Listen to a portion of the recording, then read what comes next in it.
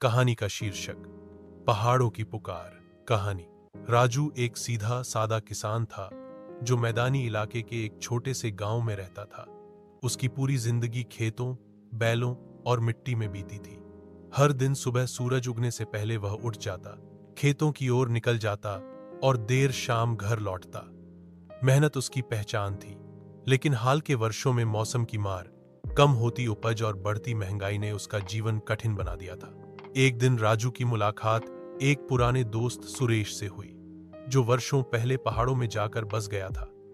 सुरेश ने उसे बताया कि पहाड़ों में किस तरह की खेती की जा सकती है, जैसे सेब, आलू, झड़ी बूटियां और मधुमक्खी पालन। उसने कहा, राजू, वहां हवा शुद्ध है, पानी साफ है और जमीन भले ही ढलानदार हो, लेकिन उपज बड़ी ही गुणकारी होती है।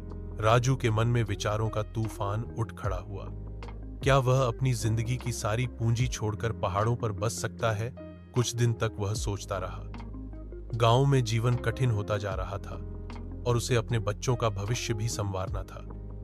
एक दिन उसने ठान लिया, वह अब पहाड़ों पर नई शुरुआत करेगा।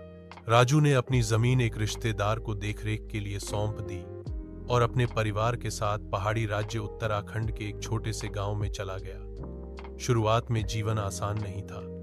पहाड़ी रास्ते, ठंडी हवाएं और नई फसलों की जानकारी की कमी ने उसे खूब परेशान किया, लेकिन राजू ने हार नहीं मानी।